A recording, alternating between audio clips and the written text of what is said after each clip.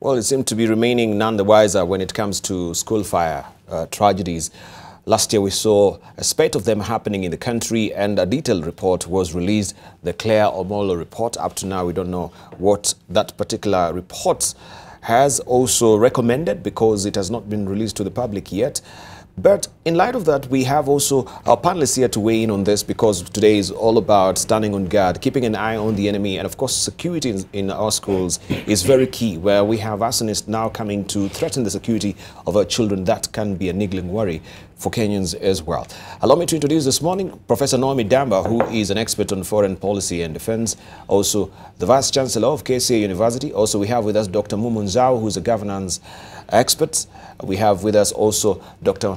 Mustafa Yusuf Ali, who is a conflict resolution and national security expert. And also we have with us Dr. Oliver Kisaka, who is a chaplain and also a lecturer at the the African International University, I should say. I was confusing it with the International Leadership University. Thank you very much, gentlemen, for joining us this morning. Right, it's quite devastating and disappointing that in this epoch of time, our children are not safe in our schools. We seem to be not learning as Kenyans in light of what we went through last year, despite the fact that we know this was, people were saying was politically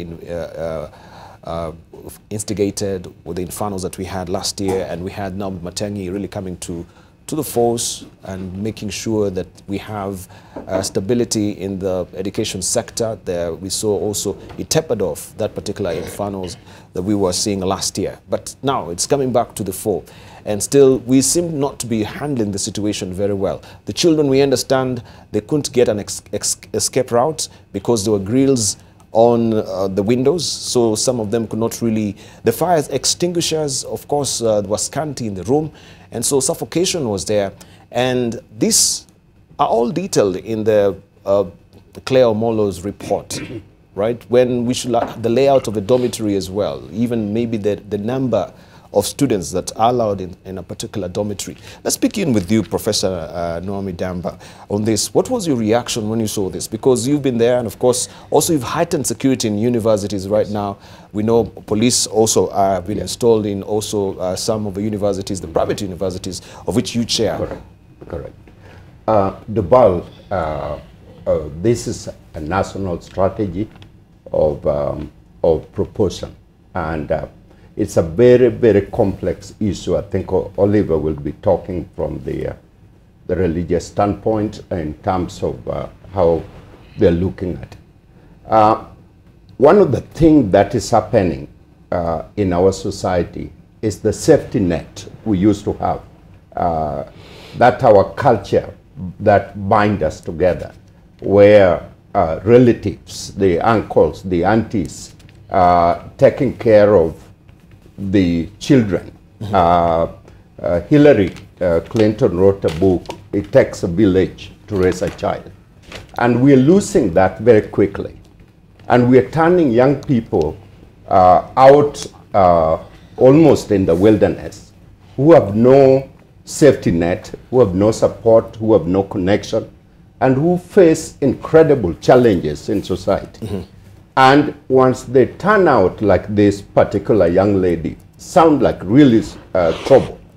And therefore, you cannot expect the school system to correct what has persisted for a long time in the home. Mm-hmm. And what we need to do is to really, as a country, soul search. Who are we as a people, and where do we want to go as a nation? Nevertheless, every school system, whether it's a primary or high school, need to have a security plan. Mm-hmm. And people need to be trained, they need to be understanding of who these children are and the kind of challenges and trouble they're having. And if they detect unusual behavior, they need to effectively deal with it. Mm-hmm. And in this case, I think all the system failed, and as a result, so many people, so many young, promising young women and lost their life. The great role that people like Mary McCoy played in this is unusual, and so God bless her heart, and we all stand and pray for the family as they go through this very difficult time. Thank you very much. Dr. Mumo Nzau, good to see you. It's been a while. Yeah, thank you. Welcome back. Thank you.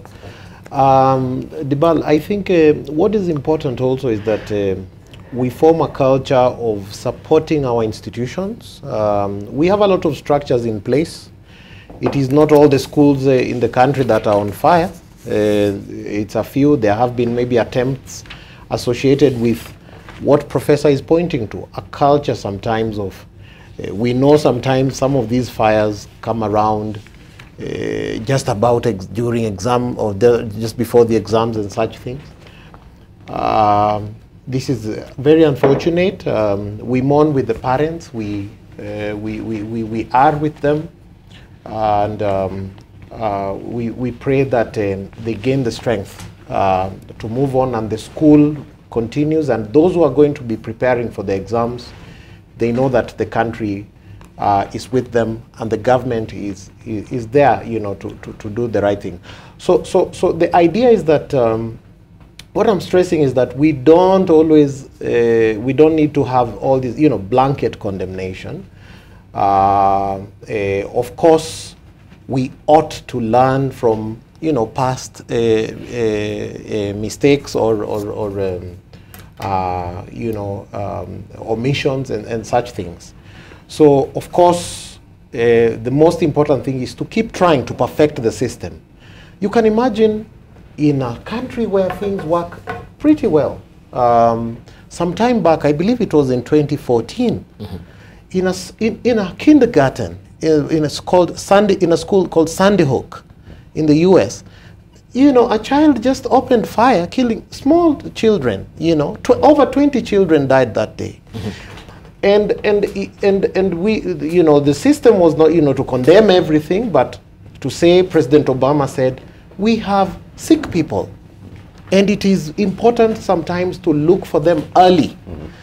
And there are a lot of this, that itself can be some kind of extremism of sorts, and you have a lot of, you know, sick people around, some could be suicidal and so on.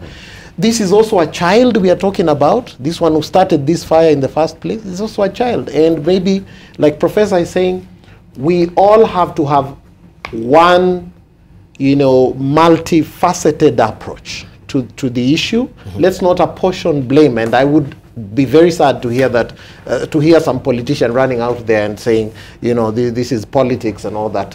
Let them keep those things out of this. This is serious. This is something that is affecting children, and we want to make sure we handle it well, and let's support the minister. Right. Dr. Mustafa, you know, the audit was supposed to, actually the report was supposed to audit existing school safety and security regulation and make recommendation on strict measures to maintain high standard of discipline. This report, of course, we had the committee also seeking an extension last year to September last year. And in January this year is when they were supposed to actually release the report, but they gave a preliminary report to the Minister of Education, Fred Matiang'i. This was an 8-member team that was actually constituted by the late also Minister of Interior, Honorable Joseph Nkaiseri as well. So the issue that we're raising, up to now, we know 120 school fire cases were reported last year. And that was meant to be, you know, the learning point and the basis of doing this report and coming up with these measures. Up to now, we're almost going full circle, 1 year right now. We have not had anything. And this is how this country is run. We come up with reports after tragedy, but we stash them, you know, we actually salt them away until another tragedy comes, is when now we remember, oh, there's a report that was done. Can we really talk about now the way this country is run when it comes to all these reports that we know, but no remedial measure, no prime solution really comes to bear? Quite unfortunate, Debarl, that there was indeed a task force that was put in place, and To my knowledge, and I do know a person who served in that task force, said that they came up with very good recommendations, including how to organize a dormitory, how beds should be organized, and positions with the spacing in between, the emergency exits, fire extinguishers, and all that. First of all, the fact that this report has not been released speaks volumes to the professional indolence that we have amongst not all, but some of our leaders, whether it's in the Ministry of Education, and Matiang'i has got to take on this issue very seriously. He seems to be a worker and a person who delivers, and therefore he needs to tell us or even just publish this report for Kenyans to know. And those that have not been, those who are not following the very simple regulations to secure our schools must be held to account. Secondly, Debarl is condolences to the girls who lost their lives and to the families that have lost their loved ones, and especially a special tribute to Monica, who sacrificed her life to save the others. One thing that is pretty curious is, you know, when such a tragedy happens, it is a big tragedy. In other countries, I recall in UK one time that I think 3 or 4 people died because of whether it was terrorism or some kind of an incident that, you know, captured the imagination and threw the whole country into mourning. This should be one of those incidents that do so. I am curious as to why campaigning, political campaignings are actually going on in this country. They should have even stopped for a day to say that we have a situation here, we've lost our children, let us stop this campaigning. Elections are still, what, 40 days ahead. Why didn't the politicians just stop the campaigning and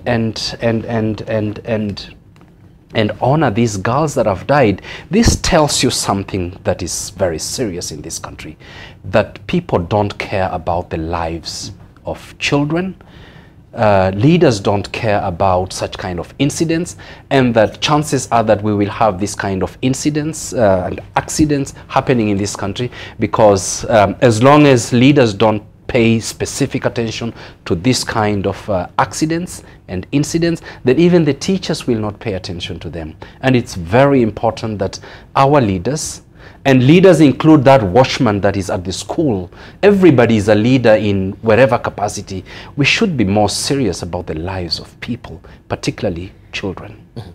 All right, let's hear from Dr. Oliver Kisaka. Thank you, Debarl. I want to join my colleagues in actually telling the parents who have lost their loved ones, and may the Lord grant them grace in this very difficult time. It certainly is, it's not easy to know how to comfort people who lose children at a time like this in our society. And as we comment here, it's just important for them to know that we want to really join them to say Pole. Debarl, I would like to approach this matter from a perspective of the way we handle things as Kenyans. I think Kenyans, we have an attitude of reactionarism. We normally, we wait for crisis to happen, then we react. And so the matter of school safety has not been discussion at all until a fire has happened. Mm-hmm. To give some level of credit to the Minister of Education, and you have rightly observed that last year there were 120 fires. This year we are going into August and they have gone down. So you can imagine that he has put in place various methods, systems that have tried to take care of the matter. Perhaps the greater challenge is that the corruption that has taken place in this country in the construction of schools, construction of dormitories, you know, the whole process of how we approach the way we manage our affairs is based on a philosophy that I call, as long as I benefit, it doesn't matter. the average Kenyan, if I'm a principal of a school and I have the chance to construct a classroom, what I'm thinking about is not the classroom I will be constructing. I'm thinking about what I will get out of it for my own personal use. It goes to the politician. When he's going to parliament, he's not thinking about the good of the country. He's thinking about what I'm going to get out. It goes to doctors, it goes to nurses, it goes to teachers. It comes to us as clergy people. You are really thinking of your personal survival and what you can gain out of it, rather than following the entire procedure that is required to actually make things work that need to work. And so when we talk about advanced countries which went through this kind of challenges and sat back determined to organize their societies for human beings, you cannot take a shortcut. A friend of mine who is a Kenyan was living in Oxford. He owned some property in Oxford. He just wanted to construct a small extra room outside his house for one of his sons. The procedures of what it took for him to construct that unit, including reducing its size to almost 3/4 what it had intended to be because of regulations. And there was no shortcut, whether in cost or in design or in who is contracted. So I think Kenyans, whatever we are going through is sad enough, but we need to be shifting to the position where we are seeing regulatory institutions taking responsibility. We have the National Construction Authority. Is Kenya afraid to send this authority into all schools to actually put excess on all domes that are not fit? Yes. And then to redirect some of these billions that we are wasting every year to actually begin constructing proper facilities for our schools. I think it's time we now realize that cheap is expensive, not just for those for whom I am constructing, but for me, who is in charge of the project, and I'm taking shortcuts in order to benefit myself. So there is an entire complex. We might focus now on the Ministry of Education, but it's not just the ministry. It's the entire Kenyan psyche. We really need to change the way we approach things, avoid shortcuts, and begin to do things in a way that we are thinking about the future.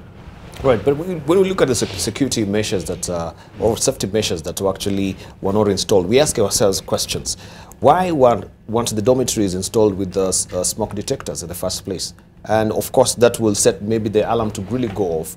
And why don't we also have those particular, you know, the water spouts that actually will go off immediately once the smoke is detected?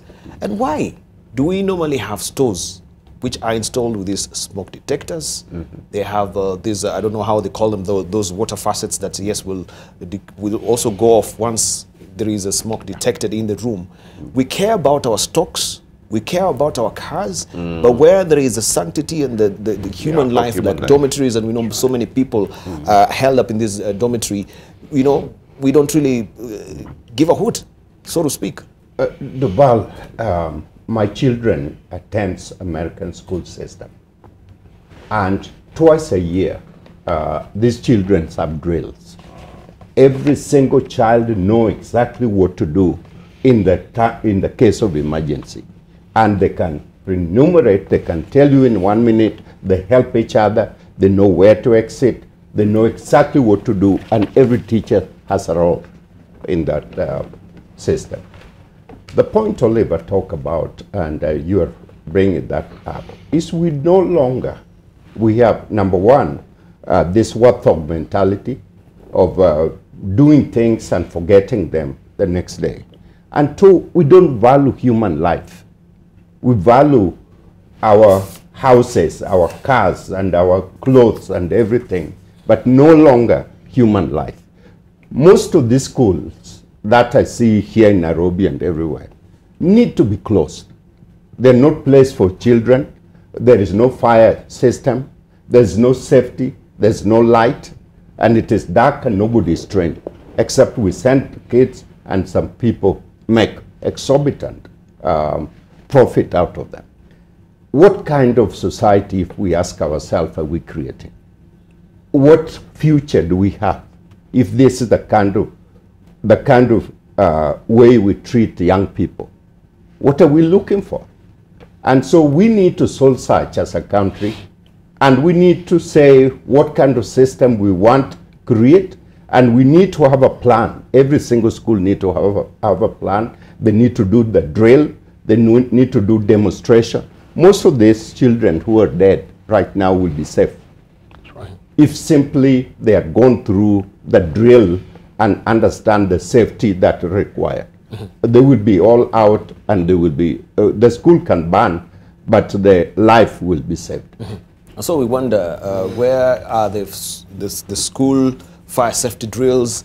Where are actually, you know, that particular simple exercise of teaching these children also how to use these fire extinguishers, where to use, you know, a red or a colored, coded, maybe red extinguisher and a blue one, which one is applicable where there is electricity that maybe has been involved in setting up the fire as well. I don't know when is the last time we actually did fire drills. I can't remember even in our school when we actually did fire drill. I went to all, you know, 4 years of high school, but never in a single day did we ever do any fire drill.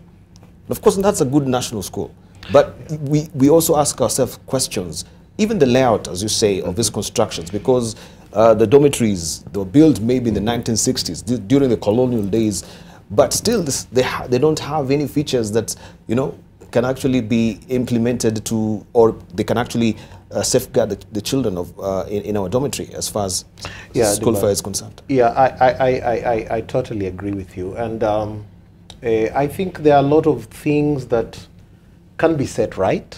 Of course, we say that systems don't change overnight. It's a gradual process, but it can be fast-tracked. And let me commend the minister, and even the governor was there that morning. They were there with very early. They were there. The police have been following it up. The minister said this is not ordinary. This was arson, and so on. So, of course, problems can be procedural. They can be you know, circumstantial. But we have also to go to the fundamental issues around those problems. And that is what we are trying to attack. What do you mean problems can be procedural? They can be procedural in terms of how they are done, how you go about solving. Like that instance, on that very day, there will be people who be asked, did you find out about, what did you do when you found out there's a suicidal child, and so on? What contingency plans have you taken as a school management to ensure that the school is safe, and so on? So case by case, what I'm trying to be is, I don't want to sound apologetic, but parents, I don't think there's any parent, even those teachers in those schools, they're parents. They cannot, there's no one who can wake up to plan such an evil thing. But some of these things happen. What we are trying to say is that don't take it to chance. If you have systems, you'll solve problems better. And everyone has to take that. For example, let me give you a good example. Some of those schools out there in the counties, if, for example, you go and you speak with the principal and the board of governors, and the teachers, they will tell you, we remove these grills, and at night we will have people prying into these, harming the children. We will have thieves here. We will have all manner of things. So, you know, there are always circumstances. That's why I talked about circumstantial settings. You find a school is just surrounded by so we cannot have our cake and eat it as a society. We have to resolve that. If we will remove the grills, we will have all these checks in place. We will even have in the universities out there, the other day we recommend, and some universities are doing it now, the fire escapes are just open. Day and night, it doesn't matter. You know, and so if the thieves know that, and these are organized criminals out there, they can easily storm these places. But we cannot, we have to encourage our society. Let it be the duty of every person, every villager out there around the school, every Mwananchi out there around the school, to know that these are children in here. We have to make sure they're safe. Then that is stepped up into the governors. I know a lot of people in school boards, Some of them are very corrupt, like what they're saying. They collude. They take all the money that the ministry has given the school. Are we going to run back to the minister and say no? So you see, all these things now come back again. Of course, there is a school inspectorate. All these departments are there per division. You always have the district education inspectors and all this. They're there. They go into the schools. Can they now up their game?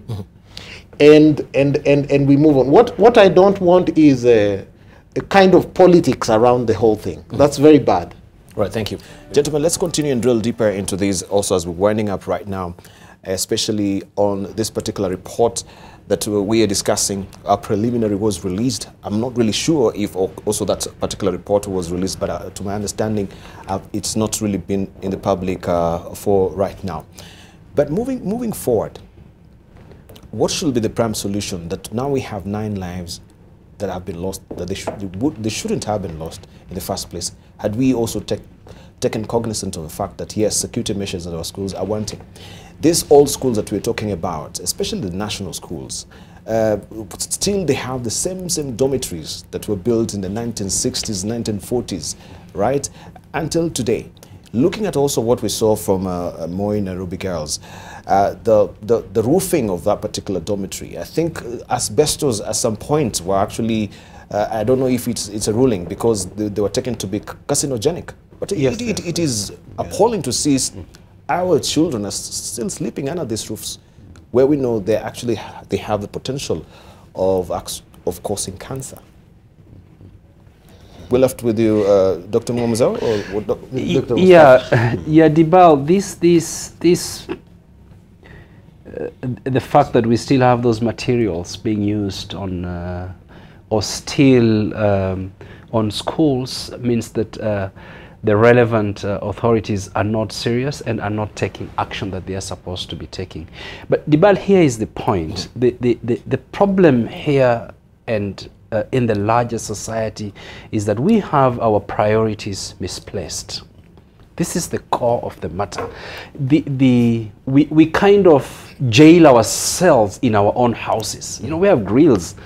We jail these children into their dormitories. We have grills everywhere. We don't need these grills, and we need to address the reasons why we need to have, why these grills should be there in the first place. It's because there is no trust amongst people in the society. There's a lot of thievery, whether it's petty thievery or thievery on a grand scale. These are part of the problems that are afflicting this society, and therefore we are dealing with the symptoms. We are not even dealing with the real issues. And here we are as a nation.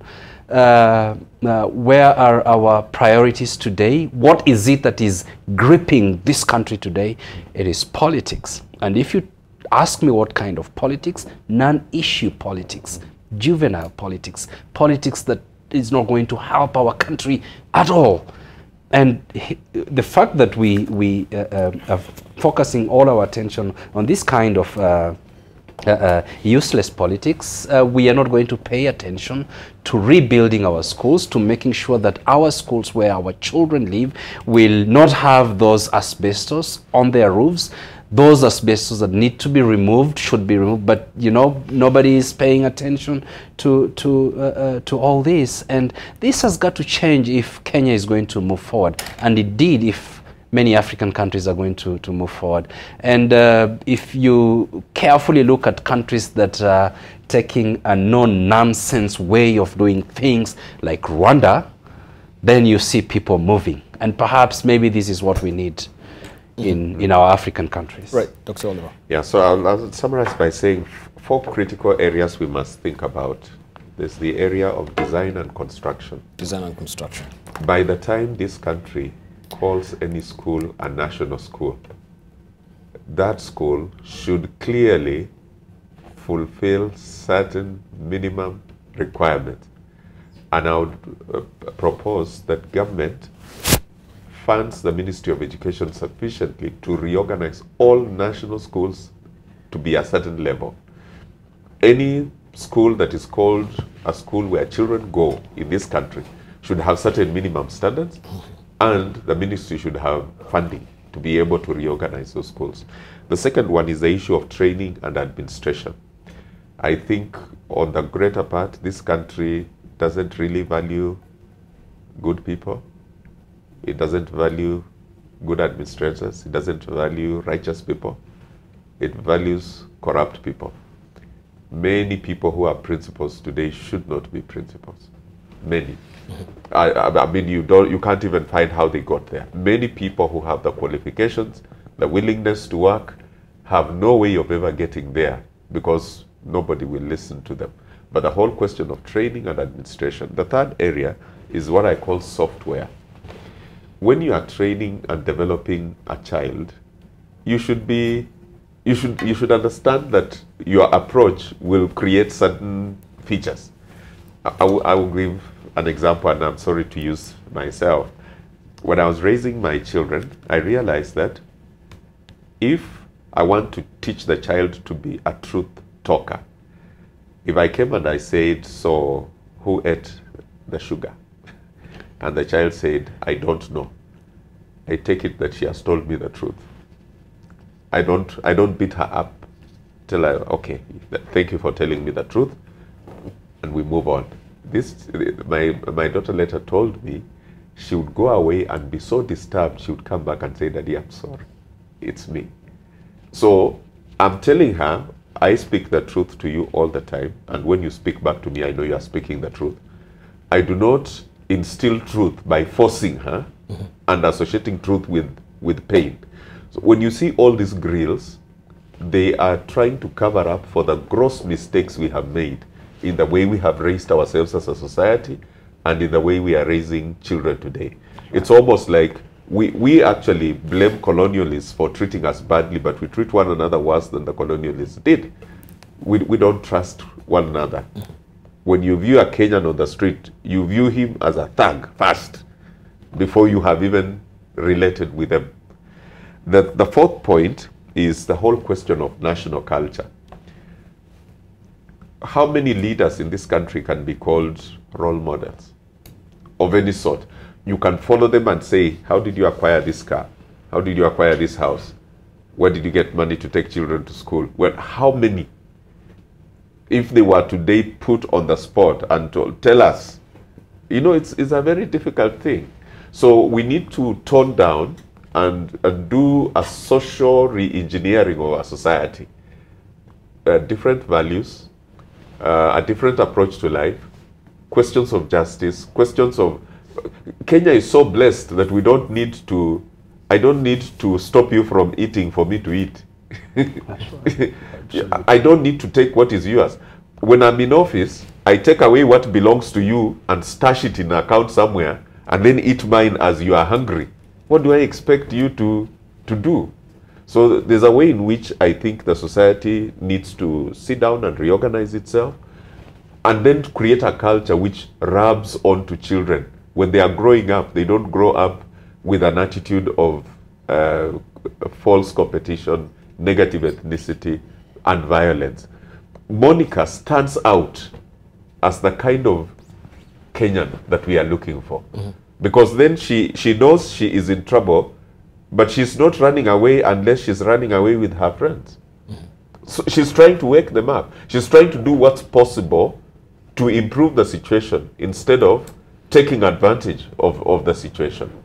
Perhaps one more thing I'll say about social welfare is that if this child has been complaining and indicating that I am disturbed, then help needs to be sought, whether by parents, from counselors, from people of faith, just to stand with this girl to help her realize that actually there is hope in life. So I would say these 4 dimensions are things we need to look at, and perhaps I would also suggest that if somebody is appointed a governor today, he wants to put a little money in a small road, 2 kilometers of road, put a little money in 2 kilometers of piping for water, put a little money, so he ends up doing nothing.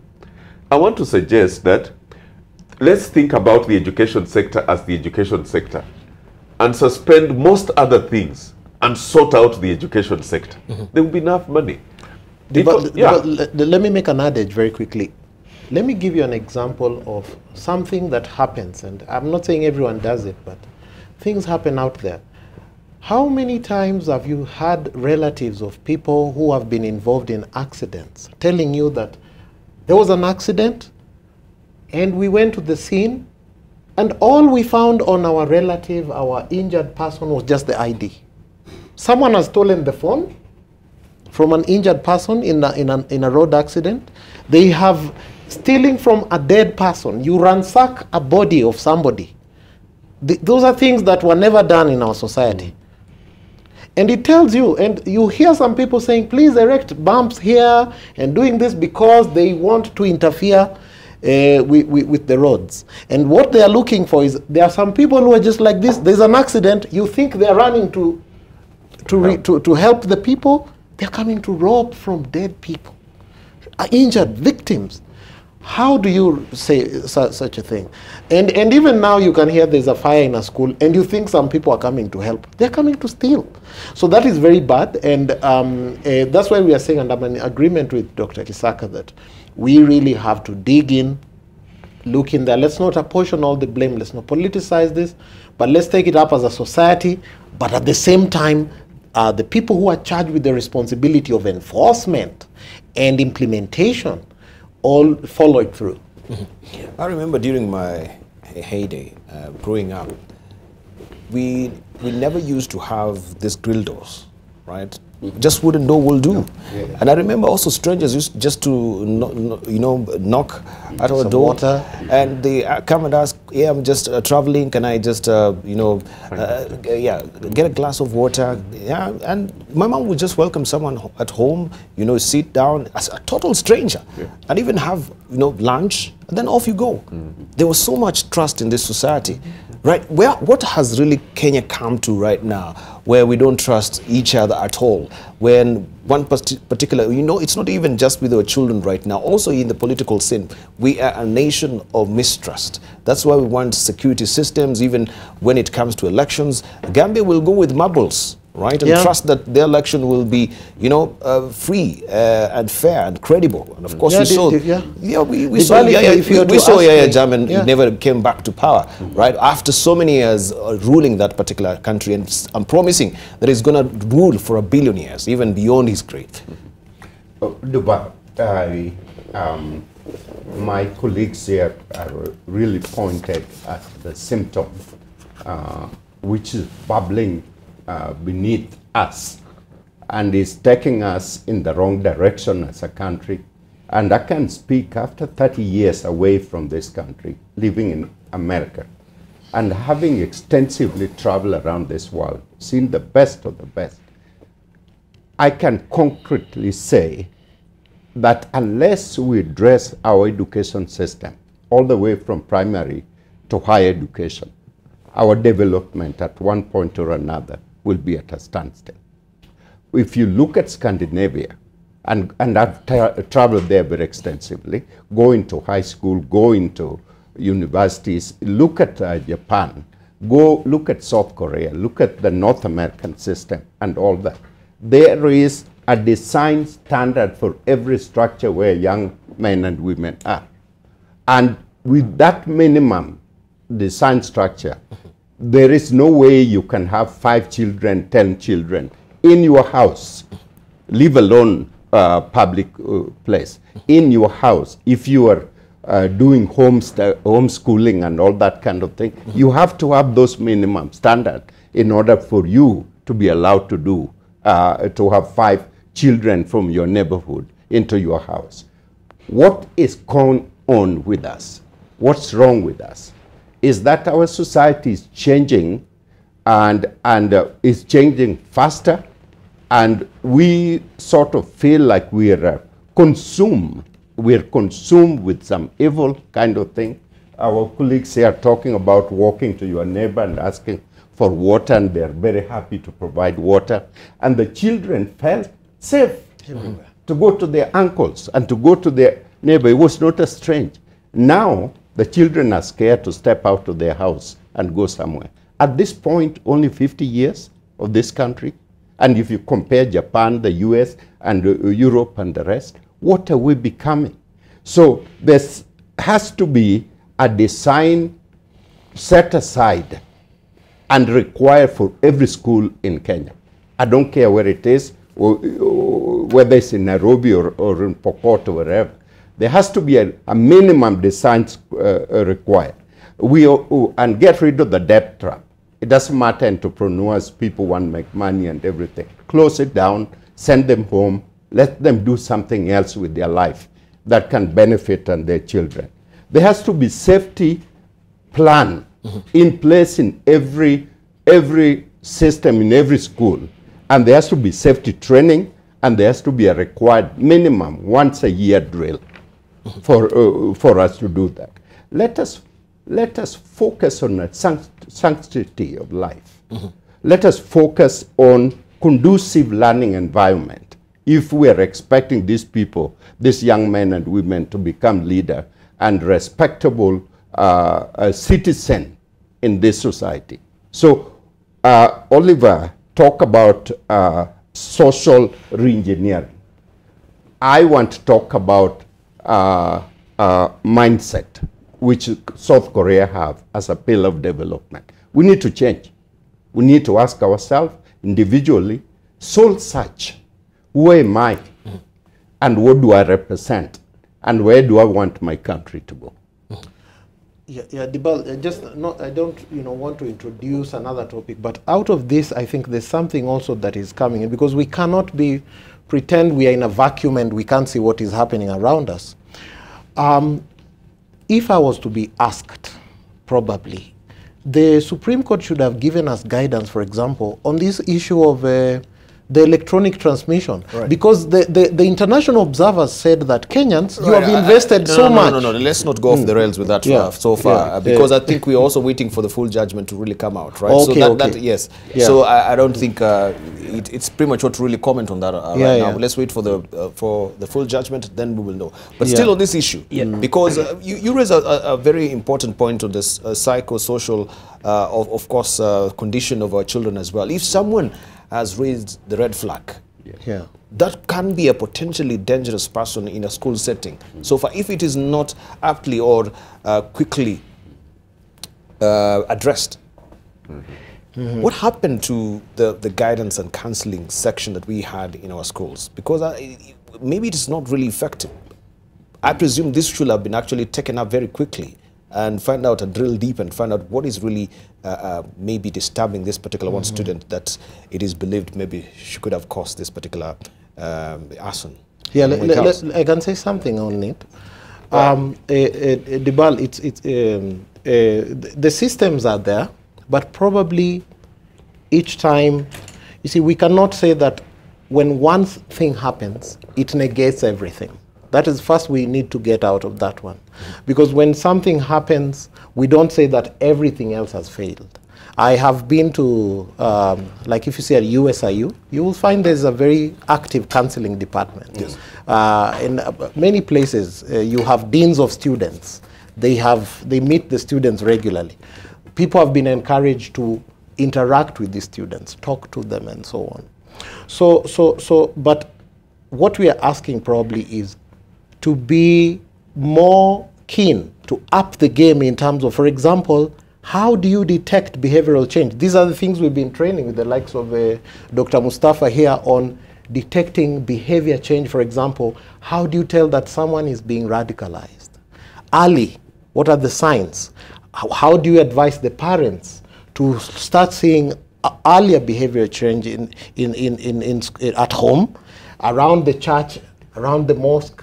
How the imams should see and say this, and then again in the schools and so on. So we should close all the loopholes and let people be that security conscious, just from the idea of human security, to be that conscious about how to detect behavioral change and report genuinely to the authorities, because everyone has a duty to do, like you're saying, there's a university counselor or there's a school counselor and so on. But how then do you tell the authorities? Because there are things you can't do. You cannot arrest a child and say you will not come here. But the authorities can recommend other things to be taken beyond that setting. Right, Dr. Mustafa. Debarl, there are some timeless traditions and principles that our collective faiths, whether it's Islam, Christianity, indigenous African religions, Buddhist, Hindus, that focuses on. And allow me to introduce this concept of shared security. Now, shared security is such a simple thing, but ensures that everybody is secure. And it basically says that my well-being is yours and yours is mine.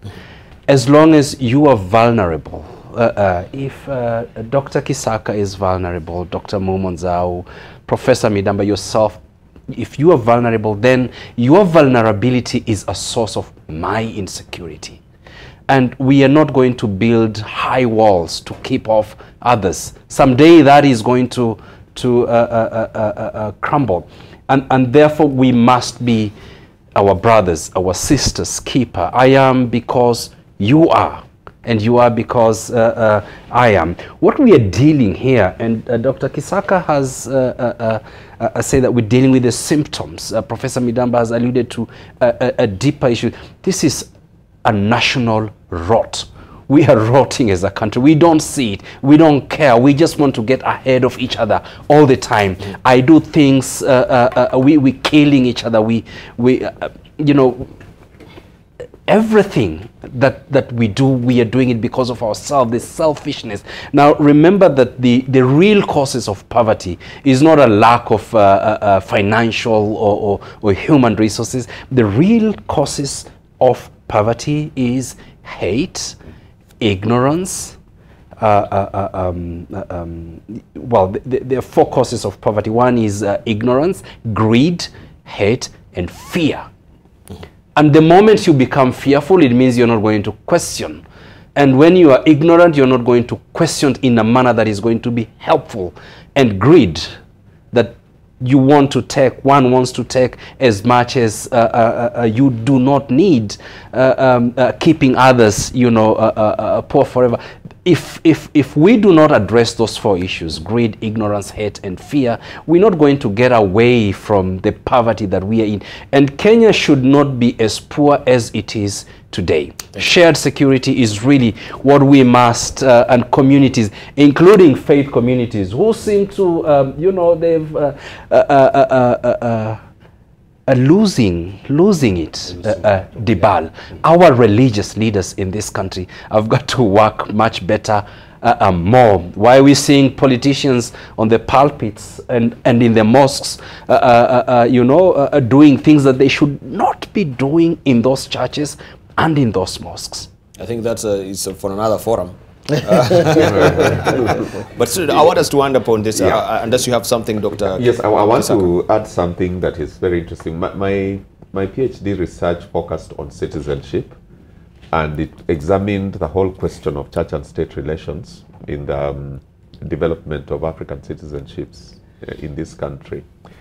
What has surprised me over the years, Debarl, is the effort to demonize schools that have a strong religious foundation. I am completely at a loss, because if you check carefully, all the best performing schools in this country over all those years had a very strong faith foundation.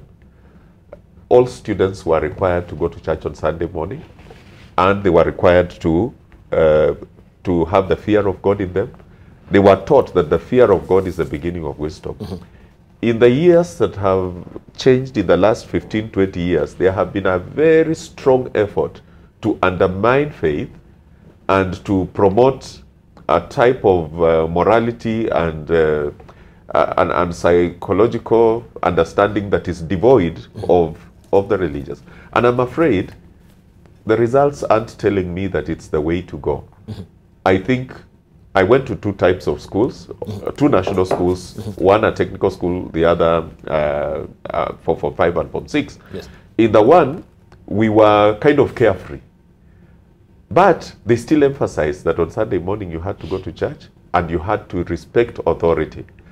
In the other, they emphasized it so much that we didn't even have school fences. children were taught to have an inbuilt sense of responsibility. Your neighbor could meet you if you are lounging around and you'd say, don't you have anything good to do in school? So I'm just saying, perhaps we need to think of a more comprehensive approach that does not leave out the element of faith. Right. Element of faith is critical. But also element of faith also can be a bit ticklish. It's been misused. Yeah, because we know from this preliminary report by Claire Omolo as well that even issues of devil worship was raised amongst you know, the high schools and secondary schools as well. Yes. Right? So, yeah. So there needs to be a question, who is promoting this devil worship? Because you and I went to schools where devil worship was not mentioned. So what's the agenda? And I'm saying the agenda has been an attack on faith. You have so many people who have come up in the name of religion doing so many evil things that when a bishop stands up to speak, you dismiss him even before you have listened, because the other fellows are characterized as religious. And so we need to be able to differentiate so that our schools are holistic, they are developing the whole person, and there are many ways of telling who is genuine and who is not. And so sometimes we also, yeah, we don't develop them holistically. We lack that nobility of character also maybe in our schools as well. But this is not new. When we talk about even devil worship, we had, you know, the late president, the retired president, I should say, Dan Arap Moi, saying that, or he had commissioned also a task force to come up with a report on devil worshipping in this country. Did we know of anything about that particular report until today? Another report has really come and is still raising the same issues. So what recommendations were there from that report that were installed or implemented that maybe will have word of what we're now having also from the Claire Omolo report as well? But I want, as we're closing, before you also just talk on your point, Professor, from the standpoint of a university, especially private universities, because today it will be fire in our secondary school, tomorrow it will be the terrorists in the universities. And of course, we've seen what happened with Garissa University as well. And when there is a scare, people jump off, you know, from third floor, fifth floor, breaking their legs as well. What sort of measures are we taking as well? We, you as scholars of these universities? Debarl, I'm very pleased, as I indicated before, I co-chair the university security plan. And at this point, I would say almost all universities have a certain plan, certain in the sense that some are more developed, others are not as developed. But security plan also includes safety. Safety in the sense of more and more schools are creating counseling center. When I came to KCA, there was only one person, counselor. Today we have about 4 or 5 people that are doing counseling full time. And then also we have a counseling department in our School of Education, which is, we're bringing international scholars to really help us expand the program and understand in terms of the issue where we are going in the future. Here's the point, Debarl. We used to have families that allow capital punishment. You cane your children and you shape them. The parents, relatives do that. And the school system used to do that. That kind of corporate punishment is no longer required. We require communication and understanding with the child. And most people are not willing to spend the time understanding the child. So here's what I want to say. I sit on the African Mental Health Foundation. There's a lot of people, a lot of average people you see here that have some kind of mental health. And one of my former president of university say, all you have to do is put barbed wire around the university and 90% of the people have mental health of one kind or another. So they need help. And therefore, our community needs help. What we need to do is every single church need to have a significant role in the community. There need to be a community committees and assessment of the community and what is coming out of each of the families that we have. Families no longer have control, and therefore this one individual child coming into the society has all the symptom of problem. Right. And therefore it's left to law enforcement and universities and other institutions. All right. We cannot afford this. All right.